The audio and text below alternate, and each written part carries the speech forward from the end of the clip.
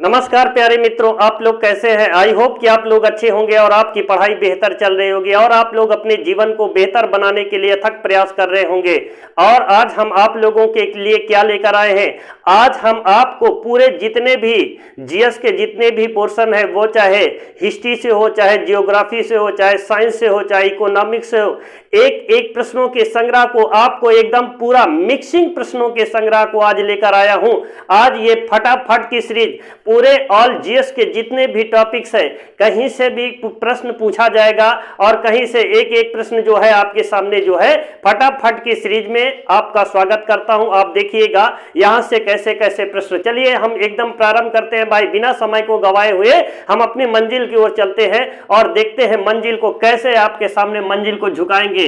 और आप पूरी कोशिश कीजिएगा, मंजिल आपके कदम पे झुकेगी। जी हाँ, कोशिश करने वाले की कभी हार नहीं होती और लहरों से डरकर नौका कभी पार नहीं होती और कोशिश करने वाले की कभी हार नहीं होती। तो चलिए दोस्तों, सबसे पहले ये जानेंगे कथक कहाँ का नृत्य है। जी हाँ, कथक कहाँ का नृत्य है, तो कथक उत्तर भारत का नृत्य है। जी हाँ, पूरे उत्तर भारत में कथक मनाया जाता है।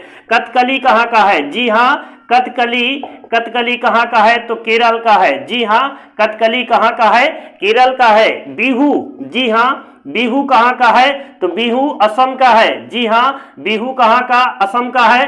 और भांगड़ा कहाँ का, जी हाँ भांगड़ा कहाँ का है, तो याद रखना पंजाब। जी हाँ, भांगड़ा कहाँ का है, पंजाब। गिद्धा कहाँ का है, गिद्धा पंजाब का है। जी हाँ, कहाँ का है, पंजाब का। भरतनाट्यम कहाँ का है, तमिलनाडु का। जी हाँ, भरतनाट्यम। जी हाँ, भरतनाट्यम कहाँ का है, तो याद रखना भरतनाट्यम तमिलनाडु का है। जी हाँ, तमिलनाडु का है। और पोंगल त्योहार कहाँ मनाया जाता है, पोंगल त्योहार कहाँ मनाया जाता है, तमिलनाडु में मनाया जाता है, तमिलनाडु में। और याद रखना हम आपको एक एक पूरे प्रश्नों के संग्रह को, पूरे जीएस के जितने भी टॉपिक्स है उन सारे टॉपिक्स को एक एक करके पूरा कवर करने का प्रयास करेंगे ताकि यहां से प्रश्न बने तो आप उसकी खोपड़ी में आग लगा दो। जी हाँ, यदि कहीं भी ऐसी जीएस में आता है तो आप उसकी खोपड़ी में आग लगा दोगे। बस एक एक प्रश्नों के संग्रह को आप देखेंगे। सबसे पहले और भी हम चलते हैं, ये देखते हैं गोदावरी का उद्गम स्थल कहाँ है। जी हाँ, गोदावरी नदी कहाँ से निकलती है, तो याद रखना गोदावरी नासिक के त्र्यंबक पहाड़ी से। जी हाँ, नासिक के त्र्यंबक पहाड़ी से निकलती है। कहाँ है नासिक, महाराष्ट्र में। नासिक के त्र्यंबक पहाड़ी से निकलती है।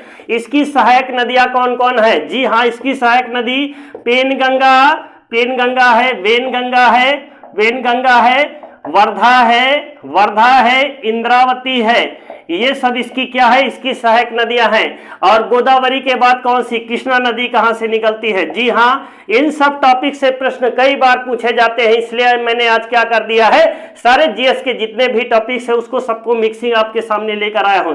कृष्णा नदी कहां से निकलती है, महाराष्ट्र के महाबालेश्वर श्रेणी से। जी हाँ, महाबालेश्वर श्रेणी से निकलती है, याद रखना महाराष्ट्र के महाबालेश्वर श्रेणी से निकलती है। कृष्णा नदी की सहायक नदियां कौन है, दूधगंगा। जी हाँ, दूधगंगा, पंचगंगा, घटप्रभा, मलप्रभा, भीमा, सीना, वारणा। याद रखना ये सब इसकी सहायक नदियां, दूधगंगा, पंचगंगा, घटप्रभा, मलप्रभा, तुंगभद्रा, भीमा, सीना, वारणा, ये सब इसकी सहायक नदियां। किसकी सहायक नदियां है, कृष्णा नदी की सहायक नदी। अब देखेंगे कौन सी नदी, कावेरी नदी। दक्षिण भारत की ये सारी नदियां हैं। कावेरी नदी कहां से निकलती है, कावेरी नदी कर्नाटक के ब्रह्मगिरी श्रेणी से। जी हाँ, कर्नाटक के ब्रह्मगिरी श्रेणी से निकलती है। और इसकी सहायक नदी कौन है, जी हाँ, कावेरी कहां से, कर्नाटक के ब्रह्मगिरी श्रेणी से निकलती है। इसकी सहायक नदियां कौन है, हेमवंती, हेमांगी। जी हाँ, हेमवंती नदी, हेमांगी। और याद रखना हेमांगी नदी। उसके बाद कौन है, अर्कावती, अमरावती। ये सब इसकी सहायक नदियां हैं। जी हाँ, किसकी सहायक नदियां हैं, कावेरी। और दक्षिण की गंगा किस नदी को कहा जाता है, तो याद रखना कावेरी को कहा जाता है। और दक्षिण भारत की बूढ़ी गंगा किसको कहा जाता है, गोदावरी को कहा जाता है बूढ़ी गंगा। चलिए ये बताया जाए गंगा नदी कहाँ से निकलती है, गंगा। जी हाँ, गंगा कहाँ से निकलती है, जी हाँ, गंगा नदी कहां से निकलती है? तो याद रखना गंगोत्री ग्लेशियर से, गंगोत्री ग्लेशियर से निकलती है। और ये पूछेगा कि गंगा नदी किस झील का उदाहरण है? तो याद रखना गंगा नदी गौमुख झील का उदाहरण है, गौमुख झील का उदाहरण है। इसका मतलब क्या होता है? इसका मतलब यह है प्यारे मित्रों कि गंगा नदी जहां से निकली है उसका मुंह गाय की मुंह की तरह है, इसलिए इसको बोलते हैं गंगा नदी गौमुख झील का उदाहरण है। जी हाँ, गंगा नदी गौमुख झील का उदाहरण है। आप देखेंगे यमुना नदी कहां से, यमुना कहां से निकलती है, कहां से निकलती है? ये फटाफट की सीरीज चल रही है। यमुना नदी यमुनोत्री ग्लेशियर से, यमुनोत्री ग्लेशियर से निकलती है, यमुनोत्री ग्लेशियर। जी हाँ, ये सब कहाँ है? ये सब उत्तराखंड में है, गंगोत्री ग्लेशियर। और याद रखना गंगा नदी किस श्रेणी से निकलती है ये पूछता है, तो याद रखना गंगा नदी बंदरपुंछ के पश्चिमी ढाल से निकलती है। जी हाँ, बंदरपुंछ के पश्चिमी ढाल से। इसका मतलब यह है कि यमुना नदी जहां से निकली हुई है उसका मुंह कैसा है? मुंह नहीं, उसको ये कहिए बंदर के पूंछ के समान है जहां से निकली है यमुना, इसलिए उसको बोलते हैं बंदरपुंछ के पश्चिमी ढाल से या पश्चिमी श्रेणी से निकलने वाली नदी है। कौन सी नदी? यमुनोत्री नदी है। ये हाँ, इस एक पॉइंट को आप समझिएगा ताकि यहां से प्रश्न बने तो आप उन सारे प्रश्नों को पूरी तरह कर पाए। तो चलिए ये चलते हैं थोड़ा पहाड़, नदी, झील, झरने जितने भी उधर चलते हैं। और ये बताए पूर्वोत्तर भारत की मीठे पानी की सबसे बड़ी झील। जी हाँ, पूर्वोत्तर भारत की मीठे पानी की सबसे बड़ी झील कौन है? पूर्वोत्तर भारत की, तो याद रखना लोकटक झील। जी हाँ, कौन है? लोकटक झील है। ये पूर्वोत्तर भारत की मीठे पानी की सबसे बड़ी झील है। और भारत की सबसे बड़ी मीठे पानी की झील, जी हाँ, भारत की सबसे बड़ी मीठे पानी की झील कौन है? सबसे बड़ी कौन है? तो याद रखना बुलर झील। बुलर झील कहाँ है? बुलर झील है।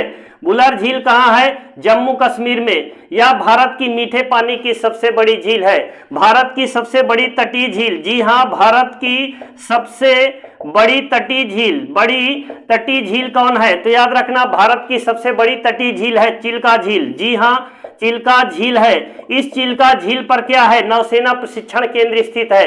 जी हाँ, ये पूछा जाता है कि भारत की वह कौन सी ऐसी झील है जिस पर नौसेना प्रशिक्षण केंद्र स्थित है? तो चिल्का झील। चिल्का झील कहाँ है? तो याद रखना ये झील उड़ीसा में है। जी हाँ, कहाँ है? ये झील उड़ीसा में है। इस पॉइंट को ध्यान में रखिएगा। और ये बताया जाए भाई पामलू क्या है, पूनम क्या है? ये सब स्थानांतरित कृषि है। और ये पामाडाबू ये सब क्या है? ये भी स्थानांतरित कृषि है। जम्मू कश्मीर में घास के मैदान को क्या कहते हैं? जी हाँ, जम्मू कश्मीर के घास के मैदान को क्या कहा जाता है? तो जम्मू कश्मीर के घास के मैदान को क्या कहते हैं? मर्ग कहा जाता है। जी हाँ, क्या कहते हैं? मर्ग कहा जाता है। किसको कहा जाता है? तो याद रखना जम्मू कश्मीर में घास के मैदान को क्या कहते हैं? मर्ग कहते हैं। पटना में घास के मैदान को क्या कहा जाता है? तो याद रखना पटना में घास के मैदान को जल्ला कहते हैं। क्या कहते हैं? जल्ला कहा जाता है।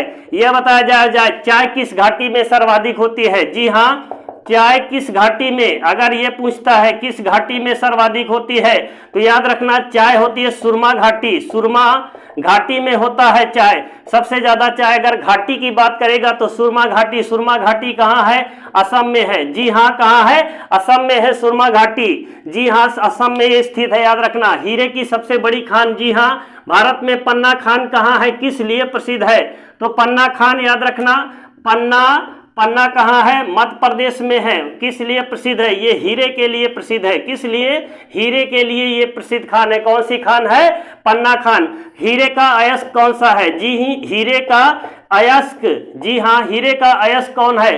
तो याद रखना किम्बरलाइट। जी हाँ, किम्बरलाइट। ये क्या है? हीरे का ये अयस्क है। इसको क्या बोलते हैं? किम्बरलाइट बोलते हैं। ये हीरे का अयस्क है। आप देखेंगे सोना। जी हाँ, सोना किस खान से निकाला जाता है? सोना किस खान से निकाला जाता है? तो आपकी जानकारी के लिए बता देना चाहता हूं कि सोना भारत में कोलार खान, कर्नाटक की कोलार खान से निकाला जाता है। कोलार खान किस पहाड़ी पर है? तो याद रखना कोलार पहाड़ी पर क्या नाम क्या है? तो ओरेकल पहाड़ी। क्या नाम है? ओरेकल पहाड़ी पर स्थित है। कौन? कर्नाटक की जो कोलार खान है। अब इसमें ये देखेंगे कि सोने का अयस्क कौन कौन है। जी हाँ, सोने का अयस्क कौन कौन होता है उस पॉइंट को देखिएगा। सोने का जो अयस्क है उसका नाम सुनिए, सिल्वेनाइट, सिल्वेनाइट, कैल्वेराइट, कैल्वेराइट, ये सब किसका अयस्क है? याद रखना, ये सब सोने का अयस्क है। जी हाँ, ये सब सोने का अयस्क है। हेमेटाइट किसका अयस्क है? जी हाँ, हेमेटाइट किसका अयस्क है? याद रखना, ये लोहे का अयस्क है। जी हाँ, ये लोहे का अयस्क है। और लोहे का अयस्क क्या है? लिमोनाइट, सीडेराइट और पिटवा ढलवा, ये सब क्या है? ये लोहे का सब जो है गुण है कि कौन सा कठोर लोहा है, कौन नर्म लोहा है, कौन शुद्ध लोहा है, ये सब के बारे में। और ये बताया जाए सबसे जो शुद्ध कोयला है कौन सा कोयला होता है? तो याद रखना, सबसे शुद्ध कोयला, सबसे शुद्ध कोयला कौन सा होता है? तो याद रखना, जो सबसे शुद्ध कोयला है उसका का नाम क्या है? एंथ्रासाइट कोयला। जी हाँ, क्या नाम उसका? एंथ्रासाइट कोयला, एंथ्रासाइट कोयला। एंथ्रासाइट कहाँ पर पाया जाता है? तो याद रखना, ये जम्मू कश्मीर में। जी हाँ, कहाँ पर पाया जाता है? जम्मू कश्मीर के रिहायशी जिले में, रिहायशी। जी हाँ, जम्मू कश्मीर के रिहायशी जिले में एंथ्रासाइट कोयला पाया जाता है। और याद रखना, ये बताया जाए लिग्नाइट कोयला कहाँ पाया जाता है? कौन सा कोयला? लिग्नाइट कोयला। लिग्नाइट कोयले के लिए तमिलनाडु की नेवेली खान। जी हाँ, तमिलनाडु की नेवेली खान। नेवेली खान किस लिए प्रसिद्ध है? तो लिग्नाइट कोयला के लिए। ये क्या है? ये भूरा कोयला कहा जाता है। क्या कहा जाता है इसको? भूरा कोयला कहा जाता है। सबसे निम्न क्वालिटी का कोयला कौन है? जी हाँ, सबसे निम्न क्वालिटी का पीट कोयला है। जी हाँ, कौन सा कोयला? पीट कोयला। ये सबसे निम्न क्वालिटी का ये कोयला बनने की स्थिति होती है। क्या होता है? कोयला बनने की स्थिति होती है। इस पॉइंट को आप ध्यान में रखिएगा भाई। चलिए बता, माइकोलॉजी में किसका अध्ययन? कवक का। फाइकोलॉजी शैवाल का। अर्निथियोलॉजी पक्षियों का अध्ययन किया जाता है। ये बताया जाए भाई, मौत का कुआं किस सिद्धांत पर कार्य करता है? मौत का कुआं किस सिद्धांत पर कार्य करता है? अभिकेंद्री सिद्धांत पर। जी हाँ, अभिकेंद्री सिद्धांत पर कार्य करता है। और ये बताए, घर का जब दरवाजा खोलते हैं तो कौन सा बल कार्य करेगा? जी हाँ, दरवाजा खोलने पर कौन सा बल कार्य करता है? खोलने पर कौन सा बल कार्य करता है? तो याद रखना, दरवाजा जब हम खोलते हैं, ऐसे खोलते हैं ना दरवाजा, तो उसमें क्या कार्य करता है? बल अघूर्ण। जी हाँ, कौन सा बल कार्य करता है? बल अघूर्ण काम करता है मेरे प्यारे मित्रों। इस पॉइंट को आप ध्यान में रखिएगा। ये फटाफट की सीरीज चल रही है। जी हाँ, ये फटाफट की सीरीज चल रही है। इसमें कोई फिक्स टॉपिक नहीं चल रहा है भाई। देखिए, आप लोग जो भी आज तक में पढ़ चुके हैं, बस उसका एक रिवीजन चल रहा है। आपको आज जितना भी ये टॉपिक्स चल रहा है, ये सब रिवीजन के तौर पर चल रहे हैं। यहाँ पर कोई टॉपिक्स नहीं चलाया जा रहा है। आप इसको देखिए और पढ़िए, उसके बाद आप रिवीजन करिए, फिर आपको एकदम टॉपिक भाई एक एक टॉपिक्स को लेकर चलेंगे। ये बताया जाए भाई, बाबर का मकबरा कहाँ है? जी हाँ, बाबर का मकबरा कहाँ है? बाबर का मकबरा, तो याद रखना, बाबर का मकबरा कहाँ है? काबुल में। जी हाँ, कहाँ है? काबुल में। बाबर को पहले कहाँ दफनाया गया? आगरा के आराम बाग में। जी हाँ, आगरा के आराम बाग में दफनाया गया। कहां पर? आगरा के आराम बाग में दफनाया गया था। फिर उसकी पत्नी यूसुफजई उसको लेकर के कहां गई? काबुल लेकर गई। एक बागान के बीच में उसको निर्मित कर दिया, यानी कि स्थापित कर दिया उसके मकबरा को। यह बताया जाए भाई, बाबर का लड़का कौन था? हुमायूं। जी हाँ, हुमायूं का मकबरा कहाँ है? हुमायूं का मकबरा कहाँ है? तो याद रखना, इसका मकबरा दिल्ली। जी हाँ, कहाँ है? इसका मकबरा दिल्ली में। इसके मकबरे का वास्तुकार कौन है? वास्तुकार की बात करें तो मीरक मिर्जा ग्यास हैं। जी हाँ, मीरक मिर्जा ग्यास हैं। मीरक मिर्जा ग्यास किसके मकबरे का? तो याद रखना, हुमायूं के मकबरे का वास्तुकार है मीरक मिर्जा ग्यास हैं। और मकबरा कहाँ है? दिल्ली में। हुमायूं का लड़का कौन था? याद रखना, हुमायूं का लड़का अकबर। अकबर का मकबरा कहाँ है? अकबर का मकबरा कहाँ है? सिकंदरा में। जी हाँ, सिकंदरा में है। अकबर का मकबरा कहाँ है? सिकंदरा में है। और इसके बाद कहाँ? जहांगीर का मकबरा। जी हाँ, जहांगीर का मकबरा कहाँ है? तो जहांगीर का मकबरा शहादरा लाहौर में। शहादरा लाहौर में है। याद रखना, किसका? जहांगीर का मकबरा शहादरा लाहौर में है। औरंगजेब का मकबरा। जी हाँ, औरंगजेब का मकबरा कहाँ है? औरंगजेब का मकबरा औरंगाबाद। जी हाँ, औरंगाबाद कहाँ है? औरंगाबाद महाराष्ट्र में है। ये बताया जाए भाई, इस बताया जाए शेरशाह सूरी का मकबरा, शेरशाह सूरी का मकबरा कहाँ है? शेरशाह सूरी का मकबरा कहाँ है? सासाराम बिहार में। जी हाँ, सासाराम बिहार में है शेरशाह सूरी का मकबरा। ये बताया जाए भाई, चेरचलैया समिति का संबंध किससे है? केलकर समिति का संबंध किससे है? आबिद हुसैन समिति का संबंध किससे है?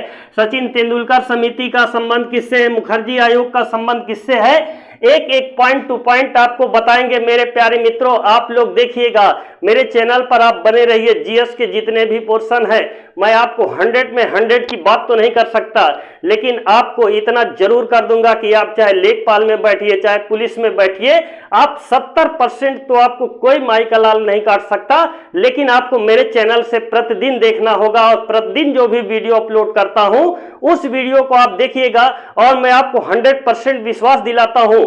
मैं नहीं बोलता प्यारे मित्रों, ये 10 वर्ष का एक्सपीरियंस बोल रहा है। मैं आपको पूर्ण विश्वास दिलाना चाहता हूं कि आप जीएस के कितने भी जो पोर्शन है, इंपॉर्टेंट चैप्टर हैं, वो सारे चैप्टर आप कर पाएंगे। लेकिन उससे पहले आपको हमारे चैनल से जुड़ना होगा, एक एक पॉइंट को आप देखना होगा, आपको मिस नहीं करना होगा। बाकी की आप मेरे ऊपर छोड़ दीजिए। आपका जो भी जैसे भी अगर एग्जाम लग रहा है, जैसे आपका लेखपाल आ गया है, इसमें आपको मैं एक टॉपिक वाइज पढ़ाऊंगा, एक एक टॉपिक को आपको कवर कराऊंगा, और तत्पश्चात फिर ऐसे प्रश्नों के एक एक पॉइंट जो है संग्रह आपको जो है देने का कार्य करूंगा। पीडीएफ दूंगा, उसके माध्यम से आपको एक नई जानकारी उपलब्ध होगी, ताकि उसको आप कभी भी फिर से रिवाइज कर सको। तो चलिए और आगे चलते हैं। ये देखिए, न्यूमेरिकोलॉजी में किसका अध्ययन? जी हाँ, न्यूमेरिकोलॉजी में किसका अध्ययन किया जाता है? न्यूमेरिकोलॉजी में चींटियों का अध्ययन। जी हाँ, चींटियों का अध्ययन किसमें किया जाता है? न्यूमेरिकोलॉजी में। आर्कियोलॉजी में किसका अध्ययन? आर्कियोलॉजी में किसका अध्ययन किया जाता है? आर्कियोलॉजी में सांपों का अध्ययन। जी हाँ, सांपों का अध्ययन किया जाता है, सर्पों का अध्ययन किया जाता है। सारोलॉजी में, जी हाँ, सारोलॉजी में किसका अध्ययन किया जाता है? सारोलॉजी में छिपकली का अध्ययन किया जाता है। किसमें किया जाता है? सारोलॉजी में किया जाता है। ओडोंटोलॉजी में किसका अध्ययन किया जाता है? ओडोंटोलॉजी में दांतों का अध्ययन। जी हाँ, दांतों का अध्ययन क्या कहलाता है? ओडोंटोलॉजी कहलाता है। और ये कहा जाता है माइकोलॉजी में। जी हाँ, माइकोलॉजी में किसका अध्ययन? कवक का अध्ययन। किसका अध्ययन? कवक का अध्ययन। फाइकोलॉजी में किसका अध्ययन किया जाता है? शैवाल का अध्ययन किया जाता है। जी हाँ, कैलोलॉजी में किसका अध्ययन किया जाता है? तो याद रखना, ऐश्वर्या राय का अध्ययन किया जाता है। इसका मतलब सौंदर्यता का। जी हाँ, सौंदर्यता का अध्ययन किया जाता है। सौंदर्यता का अध्ययन किसमें क्या कहलाता है? कैलोलॉजी। हिस्टोलॉजी में किसका अध्ययन? हिस्टोलॉजी में किसका अध्ययन कहलाता है? हिस्टोलॉजी में ऊतक का अध्ययन। जी हाँ, किसका? ऊतक का अध्ययन कहलाता है हिस्टोलॉजी। कॉस्मोलॉजी में किसका अध्ययन? जी हाँ, कॉस्मोलॉजी में ब्रह्मांड का अध्ययन किया जाता है। जी हाँ, कॉस्मोलॉजी में किसका अध्ययन? ब्रह्मांड का अध्ययन किया जाता है। हिपैटोलॉजी में याद रखना, यकृत का अध्ययन किया जाता है। न्यूरोलॉजी में किसका अध्ययन किया जाता है? न्यूरोलॉजी में मस्तिष्क का अध्ययन किया जाता है। मस्तिष्क का अध्ययन किया जाता है। क्या कहलाता है? न्यूरोलॉजी कहलाता है। यह बताया, जानवर की उम्र कैसे ज्ञात किया जाता है? जी हाँ, जानवर की उम्र, मनुष्य की उम्र, वृक्ष की उम्र, जानवर की उम्र, एक एक पॉइंट को आप जानिए। जी हाँ, जानवर की उम्र कैसे ज्ञात किया जाता है? जानवर की उम्र को ज्ञात करने के लिए क्या प्रयोग किया जाता है? सींग या खुर से ज्ञात किया जाता है। सींग या खुर के माध्यम से क्या ज्ञात किया जाता है? जानवरों की आयु को ज्ञात किया जाता है, सींग और खुर के माध्यम से ज्ञात किया जाता है। मनुष्य की आयु कैसे ज्ञात किया जाता है? मनुष्य की आयु कार्बन डेटिंग के द्वारा। जी हाँ, कार्बन डेटिंग के द्वारा ज्ञात किया जाता है। पृथ्वी की आयु कैसे ज्ञात किया जाता है? पृथ्वी की आयु याद रखना, यूरेनियम। जी हाँ, यूरेनियम विधि के द्वारा। अगर ये नहीं तो कार्बन डेटिंग। जी हाँ, यूरेनियम या कार्बन डेटिंग के द्वारा ज्ञात किया जाता है। वृक्षों की वायु कैसे ज्ञात किया जाता है? वृक्षों की आयु याद रखना, वृक्षों की आयु ज्ञात करने के लिए वार्षिक वलय गिनकर। जी हाँ, वार्षिक वलय गिनकर ज्ञात किया जाता है। जब डेंड्रोक्रोनोलॉजी में इसका अध्ययन होता है तो उसका वार्षिक वलय गिनकर उसकी उम्र को ज्ञात किया जाता है। यह बताया जाए भाई, और आगे चलते हैं। यह बताया जाए, केलकर समिति का संबंध किससे है? केलकर समिति का संबंध किससे है? कर सुधार से। जी हाँ, कर सुधार से। आबिद हुसैन समिति का संबंध किससे है? लघु उद्योग से। किससे है? लघु उद्योग से है। और डीडी लक्कड़वाला समिति का संबंध किससे है? गरीबी सुधार से। यह बताया जाए तेंदुलकर समिति, जी हाँ, तेंदुलकर समिति का संबंध किससे है? गरीबी सुधार से। किससे है? गरीबी सुधार से है। बलवंत राय मेहता समिति का संबंध किससे है? पंचायती राज व्यवस्था से। अशोक मेहता समिति का संबंध पंचायती राज व्यवस्था से है। यह बताया जाए भाई, भारत में सबसे ज्यादा चावल की खेती कहाँ होती है? पश्चिम बंगाल में होती है ना सबसे ज्यादा चावल अनुसंधान केंद्र भारत में कहाँ है? तो याद रखना, चावल अनुसंधान केंद्र भारत में कटक में है। अंतरराष्ट्रीय चावल अनुसंधान केंद्र कहाँ है? जी हाँ, अंतरराष्ट्रीय चावल अनुसंधान केंद्र कहाँ है? मनीला में। जी हाँ, कहाँ पर है?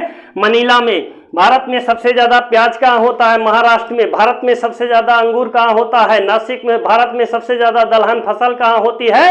याद रखना, एमपी और महाराष्ट्र की वो सबसे ज्यादा होता है। आंख का कौन सा भाग दान करते हैं? कार्निया। भारत का डीएनए सेंटर कहाँ है? हैदराबाद। डीएनए का काम क्या है? डीएनए का काम क्या है? आनुवंशिक बीमारी को एक पीढ़ी से दूसरे पीढ़ी में पहुंचाने का कार्य कौन करता है?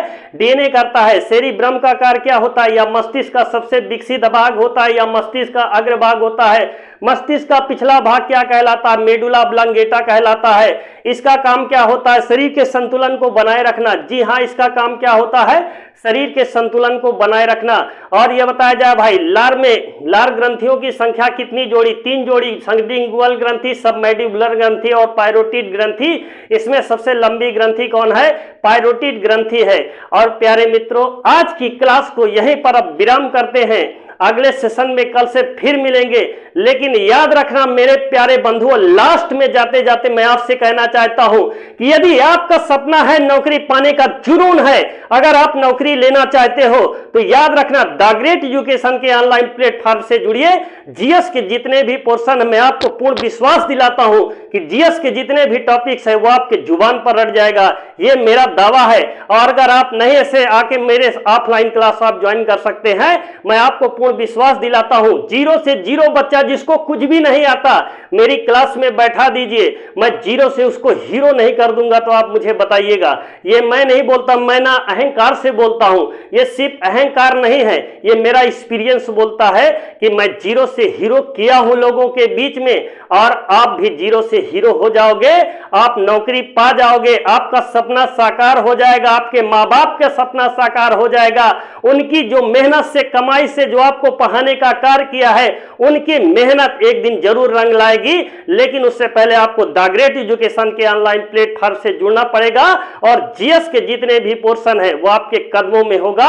और आज की क्लास को यहीं पर विराम करता हूं। जय हिंद, जय भारत।